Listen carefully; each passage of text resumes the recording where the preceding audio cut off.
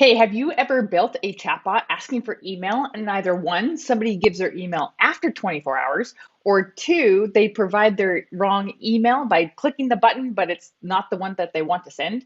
Well, stay tuned. I'm going to show you a little hack that you can implement that will all but eliminate all that extra work that it causes you and put it all on autopilot.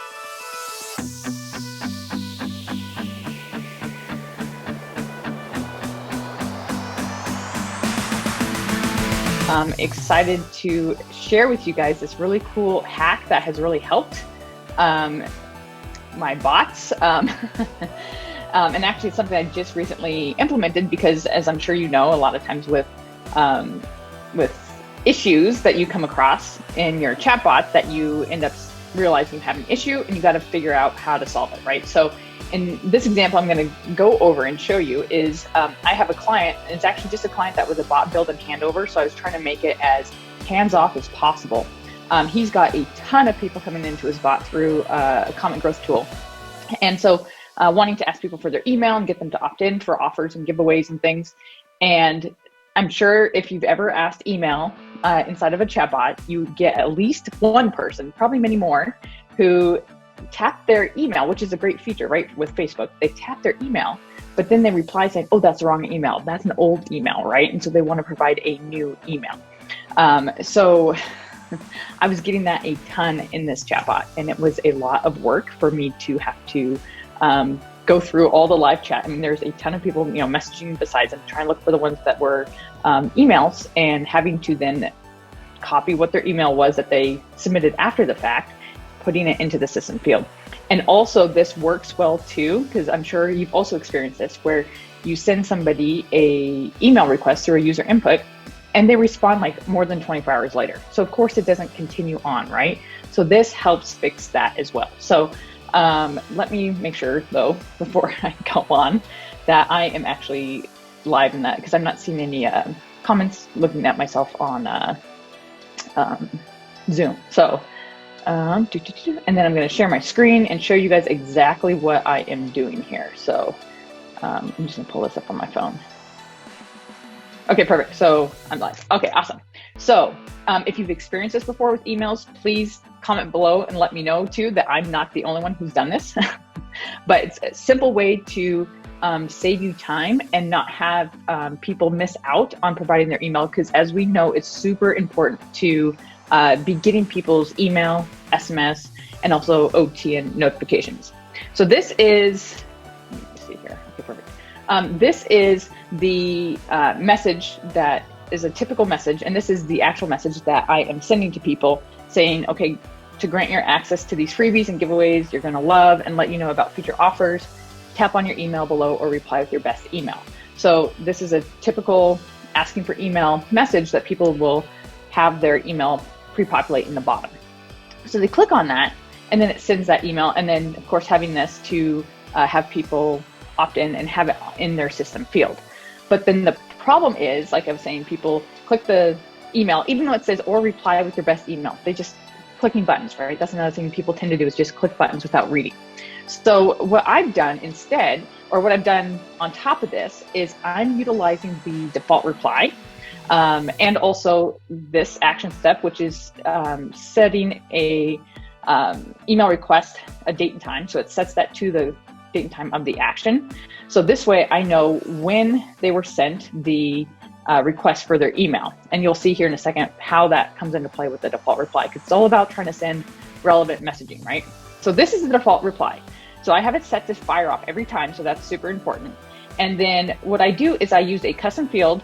And, oh, sorry, this is kind of blurry. I set a custom field called user response to the last text input. So that way I can then look at what they last said. And if it includes anything at Gmail, at Yahoo, which are the main ones, I also included at .com, because maybe it's a different Hotmail or whatever. And then also just at, and then email, because sometimes, and you start to also realize, this is another good point, when you're wanting to optimize a bot, and that's the big thing, is a lot of times with new clients of mine, I point out that the optimization piece is really important. Building the bot is great, and I've built enough bots over the years to know pretty much what people are going to say and do.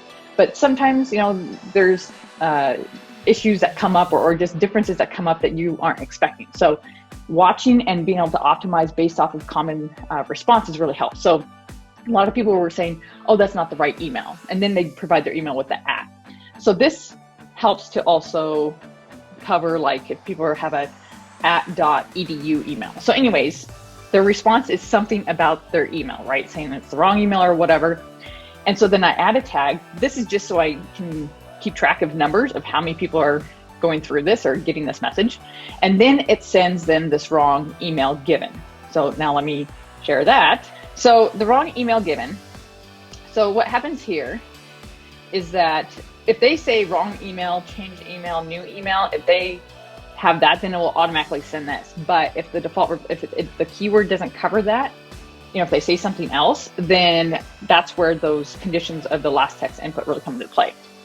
So remember on the initial one where I set the custom time to the time that the email was sent, the email request was sent.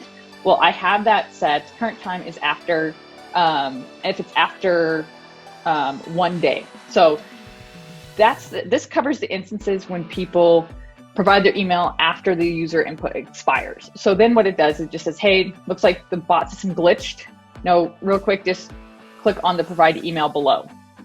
So then that way it will do that, and then they will provide their email.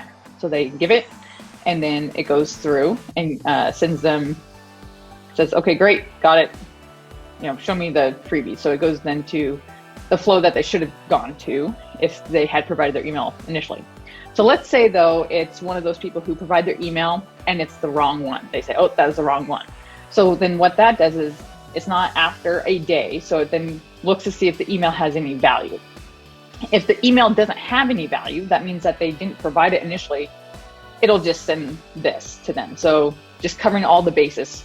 But most people will already have the email system filled in, email system field filled in because they provided the wrong one. So then it will say, hey, if you want to change your email to be notified of future giveaways, go ahead and click the change email below, and then they will provide their email. So that way people will go and just fix it themselves, and they won't have to rely on a person to fix that. So anyways, that is what I have come up with. Another thing also, like I mentioned, I think in a previous, I don't know if I did a live or if I just did a video, but also when people provide their email, and I should probably actually add it to this, is having a condition that looks for if the email contains the word black hole. So again, if you've been collecting emails for your bot and you ever see, sometimes people get these random or give these random emails that have black hole in it, that's some crazy thing like with Facebook. I still haven't figured out why some people have that as their Facebook email. But it's obviously not a real email. Like if you send something to them, it will literally go into the black hole and they will not receive it. So I do have a condition that looks for if the email has black hole in it. And I apologize to anybody who goes through my bot who actually has an email that has the name or the word black hole in it. But if that has that, then it will just redirect them and say, oh, sorry, looks like we didn't get your email. Now, what is a good email for you? Please reply with it below. So then that way I'm for sure getting their email, because like I said, it's super important to be asking for other channels to be able to message people with. So anyways, that was pretty much it. So if you guys found this helpful, let me know below. Hopefully you guys could implement something like this in your default reply that will help you. So it will save you time, because not only are chatbots supposed to be awesome and provide value and help users out, but also it's supposed to save agencies, bot builders, and business owners time. So if you have any questions or anything about it, go ahead and post them below. Okay, we'll talk to you guys later. Thanks.